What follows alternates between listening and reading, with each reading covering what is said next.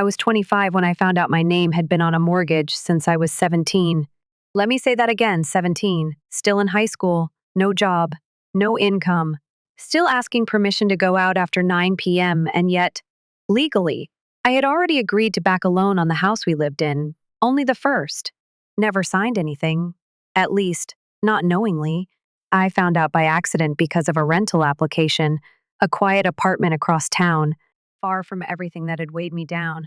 I had finally saved enough to move out. They ran my credit. I thought it would be clean. I'd always been careful, never missed a bill, never borrowed money. But when the leasing office manager called me in, her voice was cautious. "There's a mortgage in your name," she said, eyes scanning the report. "It's been open since you were 17. I laughed at first, a dry, confused laugh. That's not possible. But it was. I didn't go home that night.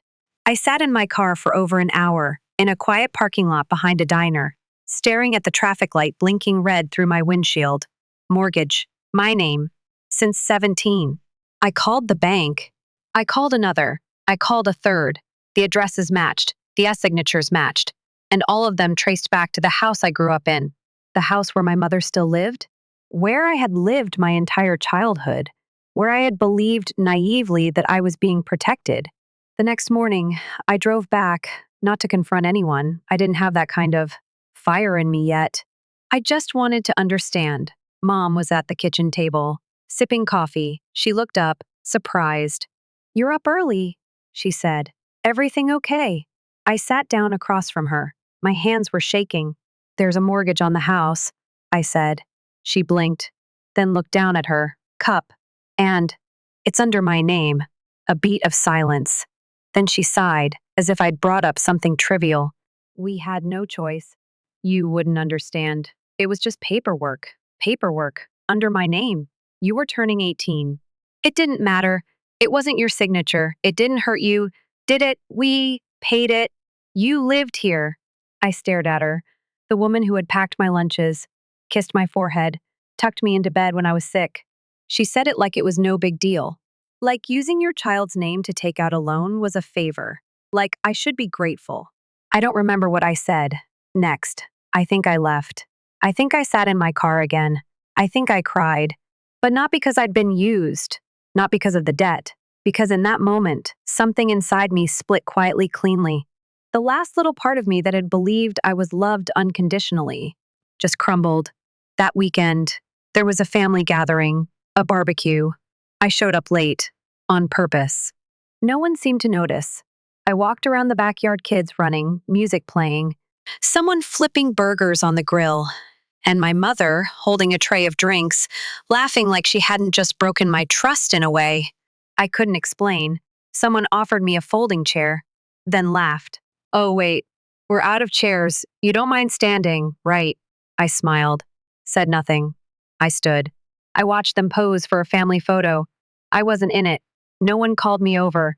No one even glanced in my direction. They took two, then another. Then someone said, "We've got everyone now." I was still standing 5 feet away. Later, I overheard my aunt say something that clung to me like a splinter. She's always been dramatic. That one. Never grateful. Always off in her own head. I didn't say a word. I didn't defend myself. Because maybe she was right. Maybe I had been in my own head. A head that believed family didn't steal from you. That believed love and manipulation weren't the same thing. That believed my mother would never. But she did. And suddenly, I started remembering things differently. Mom's odd reluctance to let me open the mail. The way she rushed to sign forms for me when I was too tired to read. How she used to joke. "One day, everything will be in your name." I had thought she meant inheritance. I didn't realize she meant liability. And now, sitting in my apartment because yes, eventually I did move out. I stare at that credit report framed on my desk like a silent trophy. A reminder of what happens when you're raised to trust someone more than you trust your own instincts. Of what it feels like to discover you were never being protected. You were being used. And that was the moment I knew this wasn't just about money. It was about control. And I had to do something. It's easy to think betrayal happens all at once. that there's one moment, one explosion when everything breaks. But for me, it didn't happen in an instant. It happened in whispers, in omissions, in the way love was given with one hand and quietly taken with the other. Looking back, I can't point to a single moment when it all began, because it was always there. My mother was never cruel, not in the ways you could name. She didn't scream. She didn't hit. She didn't throw things. She smiled. She offered advice. She kissed my cheek and told me I was her smart girl. And when I made a mistake, she sighed and said, "You're lucky I'm here to fix it. I didn't notice the patterns. Not then." I remember being 6, maybe 7. My older brother had broken a window with a baseball. He blamed me. I said nothing. Not because I was guilty, but because Mom had already started yelling my name from the kitchen. She didn't even ask what happened. She just said, "You need to be more careful." And when my brother confessed days later, half laughing, she shrugged. "Well, at least it's fixed now." That was her way. Clean the mess. Ignore the cause. Pretend the wound never happened. As I got older, it became clearer. My brother could do no wrong. He dropped out of college. He just needs time to figure himself out. He borrowed money and never paid it back. He's struggling. "I forgot to take the chicken out of the freezer. You're irresponsible. You don't think of anyone but yourself." She never yelled when he failed. She whispered disappointment when I didn't exceed. I was 14 when she first asked me to sign something. It was a school form, a field, trip waiver. I was home alone, and she had left it on the table. "Just write my name," she said later. "You've seen me do it 100 times." I hesitated, but it felt harmless, and I wanted to be helpful. I always wanted to be helpful. Then came the credit card. My senior year, she said it was just for emergencies. It would help build my credit, she promised. She asked me to co-sign. Said it would be educational. The bills always went to her, the charges too. By the time I graduated, the card was maxed out. I didn't understand how credit worked yet. I thought she'd taken care of it. She said, "Don't worry about it. It's in your name, but I'll pay." She didn't. When I got my first part-time job, she helped me open a bank account. But it was joint. She said it was for convenience. I never questioned it. Until my paycheck disappeared one day, transferred out without explanation. I asked her. She smiled. "I needed it for rent. I'll pay you back." She didn't. I didn't tell anyone. Not because I didn't know it was wrong, but because I thought, this is just what family does. We help. We sacrifice. We make it work. And deep down, I believed if I kept helping, one day, maybe, she'd love me the way I needed her to. I worked hard, I got good grades, I skipped parties to study, I volunteered. I helped cook dinner even when it wasn't my turn, but it was never enough. I wasn't praised, I was expected. The praise went to my brother. The freedom, too. When he flunked a semester, she said. "He's still finding his way." When I got a 92 instead of a 98, she said. "What happened?" On my 17th birthday, she forgot. No cake, no card, no mention. I made myself toast and peanut butter and sat on the back steps alone. That night, she brought home takeout from my brother and his friends. She looked at me, blinked. "Oh, is today the 12th? I nodded. She kissed my forehead too hard. "Happy birthday, baby. We'll do something next week." Okay, we never did. But I kept trying. I applied for scholarships, got into college, worked double shifts all summer. I told myself, once I move out, things will change. She'll see how much I've done. She'll be proud. She never visited campus, never sent care packages, never called first. When I came home for break, she was too busy to pick me up from the station. "Your brother needs the car," she said. I took the bus. The day I found the mortgage, everything snapped into place. It wasn't one betrayal. It was years, layers, weight I'd carried without knowing. And for the first time, I saw it for what it was. This wasn't love. This was debt disguised as devotion. And I'd been paying the interest my whole life. I used to think I wasn't enough, that if I worked harder, stayed quieter, gave more, she would see me. But now I understand. She saw me all along. She just saw me as useful, not lovable. And I realized staring at that credit report. If I didn't start changing something soon, I was going to disappear in her shadow forever. The first time I said no, it felt small, not dramatic, not defiant, just quiet. Mom had called me on a Sunday morning. "Can you take your brother to his doctor's appointment this afternoon?" she asked. Her voice casual, like she was asking me to pass the salt. I paused, then said, "No." Silence. A beat longer than usual. "Is something wrong?" she asked, already annoyed. "No," I replied. "I just can't." Another pause. "Well, I guess I'll figure it out," and she hung up. "No, thank you. No, okay." Just a sharp click, like she was disappointed in a dog that wouldn't come when called. I stared at my phone for a long time. I'd said no, and the world didn't end. That one small refusal became a spark. After that, I stopped answering every call immediately. I let texts go unanswered. I turned off location sharing. I didn't show up for dinner the next weekend. And when she called to ask why, I said, I had other plans. That was it. And yet, it felt revolutionary. At work, I requested my pay stubs from the past 2 years and had them sent to my personal email, something I'd never thought to do before. I changed the passwords on all my accounts, closed the joint bank account I'd once opened with her, filed to remove her as a cosigner on anything I could legally reverse. I started to build walls not out of spite but survival. Then one evening, I came home and found a file folder tucked beneath some old bills in my bedroom closet. I hadn't been living at home in over a year, but I still hadn't cleared everything out. There were always excuses. I opened it. Inside were copies, not originals, of documents I'd never seen, but they all had my name on them, typed, highlighted, signed. One in particular made my heart stop. A form from the mortgage company. Date 3 months before my 18th birthday. Signature mine. Only, I didn't remember signing it. It wasn't just a forgery.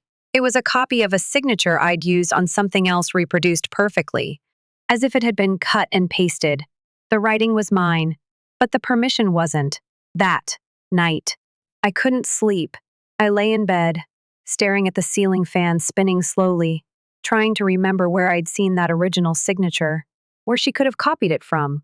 A school form, a tax document. And then I remembered. Senior year. My first job application. She'd filled it out for .me. Saying, "Just let me do it, these things are boring." She'd handed it to me, flipped to the back and said, "Sign here." Sweetie, I had. And now, it was being used to secure a mortgage. In my name. Without my knowledge. Without my understanding. Without my consent. I wasn't surprised anymore. But I was angry. Not the screaming kind. Not the throw things and break windows kind. A quieter, colder anger. The kind that settles into your chest like ice and burns slower than fire. I didn't confront her. Not yet. Instead, I went to the bank and requested all documents associated with the mortgage. They printed them. Slowly, reluctantly. I thanked the woman at the counter, tucked the file into my bag, and walked out like someone carrying a loaded weapon no one could see. Later that week, she called. "Can you help me figure out the insurance stuff? It's confusing." I stared at the screen, watched it ring, let it go to voicemail. She called again, then texted, "Where are you? I need you." I didn't reply. Instead, I pulled up the paperwork, highlighted every place where my name had been used, marked the dates, started a timeline. I wasn't just angry, I was getting ready. They still thought I was quiet. They still thought I was the obedient one, the helpful one, the grateful one, the girl who would forgive anything if you gave her a little love. But that girl was gone, and the next time they looked at me, they would see someone else entirely. I didn't leave with a fight. I left with a folder and a plan. No yelling, no tears, no slammed doors, just silence. I started small. I changed the mailing address on my bank account, unlinked my phone from the family plan, backed up every file and photo I owned onto a private drive, created a new email, a new phone number, opened a new bank account, this time in a different state, just in case. Then I found a studio apartment an hour away, small, clean, quiet. I signed the lease that same week. I didn't tell anyone. On my last day in the old house, I didn't pack in a rush. I folded my clothes, labeled boxes, carried each one down to my car slowly. Mom wasn't home. She'd gone to the store. She didn't know I wouldn't be there when she got back. I left a single note on the kitchen counter. Not for her, but for me. This house doesn't carry my name. It never really did. Later that night, she texted, "Did you go somewhere?" I read it, then turned off my phone. 2 days passed, then 4. Then a week, she called. 12 times in one day. I didn't pick up. She left voicemails. "Where are you? Why are you doing this? Call me back. This is childish. You're overreacting." None of them said, "I'm sorry." None of them asked, "What did we do?" Then the messages changed tone. "I need your signature on some refinance paperwork. There's an appointment Friday, don't forget. If you ignore this, you're making things worse for everyone." It wasn't about me. It never was. I had been ANAME, a number, a tool, not a daughter. Not really. The final straw wasn't even dramatic. I received a letter addressed to me from the bank, an overdue notice. For the house I no longer lived in, the house that still bore my name in its paperwork. The payments were behind, and I wasn't the one who had missed them, but I was the one they were coming after. That night, I made one more stop. I drove to an attorney's office one I had quietly contacted weeks ago. I handed over everything. Mortgage copies, signature samples, voicemails, my full detailed timeline. She listened. She nodded. She didn't act surprised. People like her had seen this before. "They used your name," she said slowly, "but you didn't benefit." I shook my head. She leaned back. "We'll fix it. You've got a case. It may take time, but we'll fix it." I didn't cry, didn't even smile. I just exhaled. Deeply, like I hadn't breathed in 7 years. The next day, I blocked every number. Mom, my brother, even my aunt, who used to check in only when Mom was upset. I made one exception. A lawyer from the mortgage company reached out. He wanted to clarify my role in the loan. I told him, calmly, "You'll hear from my attorney." That weekend, my brother showed up at my new place. He knocked. Paced. Knocked again. I didn't answer. He slid a note under the door. "Mom's worried. She says you've gone crazy. You should talk to her." I read it, then burned it in the kitchen. Sink. They still thought I was being dramatic. They still thought I'd cool off, come home, fix things, because that's who I'd always been. But what they didn't know was that I was no longer trying to fix them. I was fixing me, and they were not invited. They thought I'd come back, quietly, that I'd call in a week, apologize, cry a little, and beg for things to go back to normal. But I didn't want normal. Normal was being used. Normal was living like a name on paper, not a person. Normal was silence, and I had no more of that left to give. The confrontation happened in the least dramatic place possible, the dining room. My aunt had invited me over for a family dinner. She said it was just to talk, that Mom had something to say. I almost didn't go, but something inside me said, let them see who I am now. Not the quiet girl, not the good daughter, me, when I walked in. Mom was already seated. So was my brother, my aunt, even my cousin. They looked up, startled, like they didn't expect me to show. I sat at the head of the table, uninvited, but centered. No one spoke for a moment. Then my aunt began, "We've all been really worried about you." I held up my hand, calmly. "I'm not here for that." Mom's eyes narrowed. "Then why are you here?" I reached into my bag, pulled out the folder, set it on the table with a soft thud. "Because I want you to see what you did." I opened it slowly. Let them read the mortgage document signed without my consent, the forged signature, the voicemail about the refinance, the credit report, marked in red, the letter from my attorney. I didn't say a word. Let the paper speak. My brother looked confused. "Wait, what is all this?" I didn't look at him. I looked at her, at my mother. She stared at the documents like they were in a language she didn't understand. Then she said the words I'd heard my whole life. You're overreacting. I leaned in, voice low, steady. No, I'm reacting finally. And this is me protecting myself. Her voice rose. We're your family. No, I said. You used that word. As a shield. Family doesn't mean unconditional access. It doesn't mean ownership. My aunt tried to step in. This isn't the place. It's the perfect place, I interrupted. Because this is the first time I've had the floor. Mom stood up. I did what I had to do, she snapped. We were struggling. You lived under that roof too. I was a child, I said coldly, and you used my name without permission. That's not parenting. That's fraud, my cousin whispered. Wait, is that legal? I turned to her. It isn't. For the first time, I saw it. The shift. My brother's posture changed. My aunt stopped, defending. Even Mom faltered, because it wasn't just emotion anymore. It was evidence. It was truth. And I wasn't hiding it. I stood. I'm not here for apologies.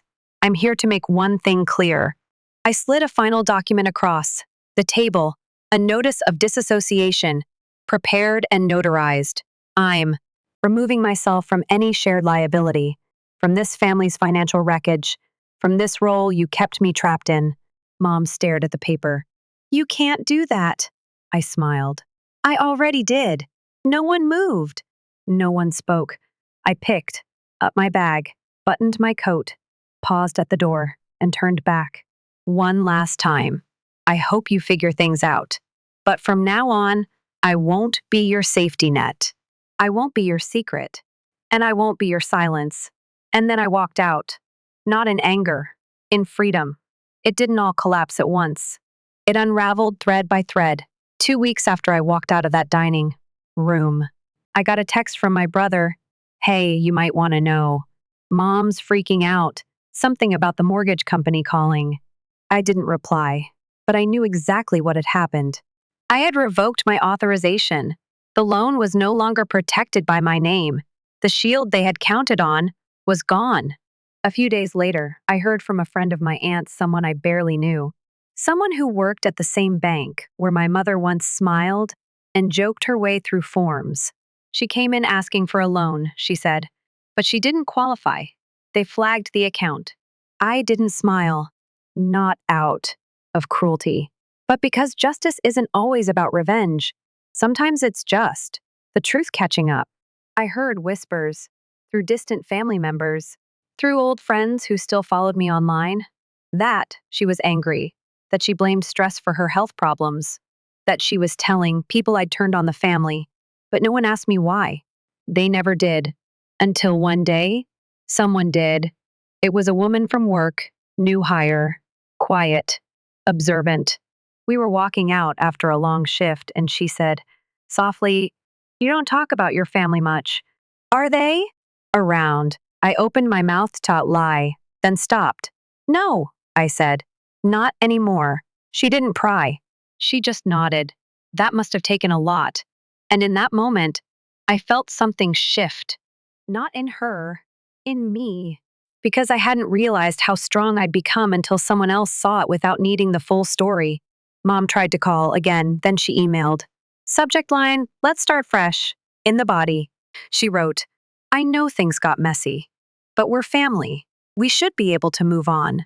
You know, I always did my best. No apology, no ownership, just soft manipulation, dressed in nostalgia. I didn't reply. Then came the cake. Yes, a literal cake. She showed up at my building unannounced, holding it in both hands like a peace offering. The receptionist called up to let me know. I told her, just tell her I'm not available. I watched from the hallway window as she stood outside, looking up, waiting. She waited 30 minutes, then turned slowly and walked away. And I didn't feel guilty. I felt free. In the weeks that followed, life became quieter. I slept deeper, ate slower, stopped checking my phone every 10 minutes.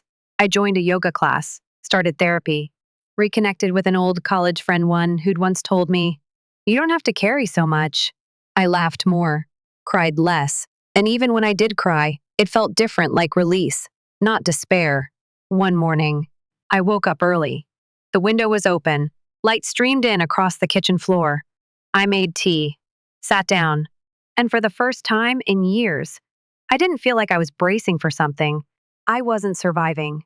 I was living. And I realized I didn't miss them. I missed the version of myself I could have been if they had loved me better. But now, I get to become her anyway. It's strange what peace feels like when you've lived in chaos for so long. It's not fireworks.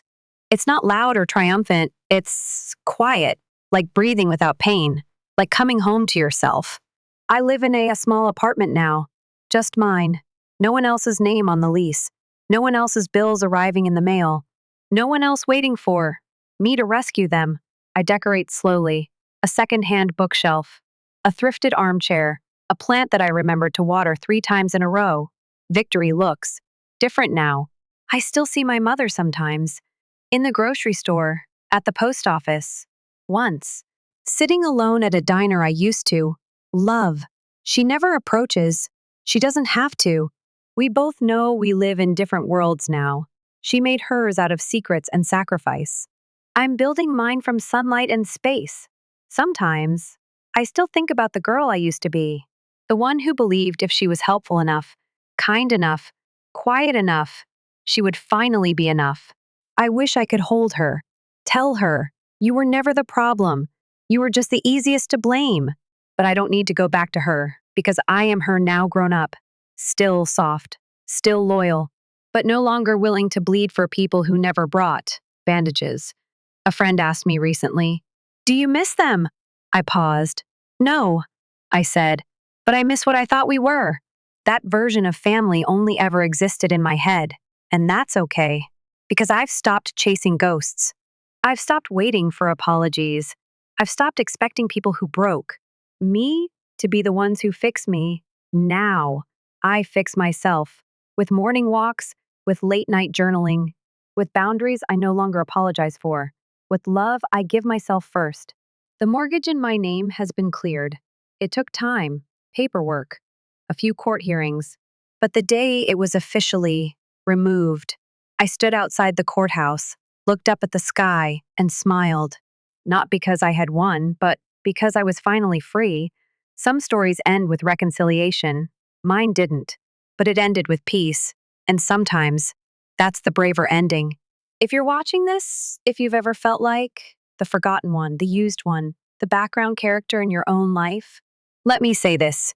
You are not hard to love. You were just surrounded by people who didn't know how. You don't owe anyone your silence. You don't have to stay just because it's blood. And walking away doesn't make you cruel. It makes you clear. I didn't get the family I deserved, but I became the person they never thought I could be. And in the end, that was enough.